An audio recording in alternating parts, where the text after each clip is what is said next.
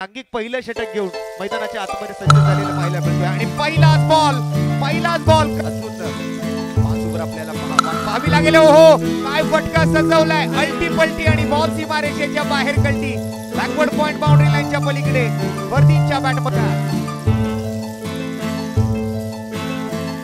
आणखीन एक बॉल. वाह, दर्जेदार फटका, लॉफ्टेड स्ट्रेट ड्राइव्ह फरदीन काझीच्या बॅटमधून पुन्हा एकदा.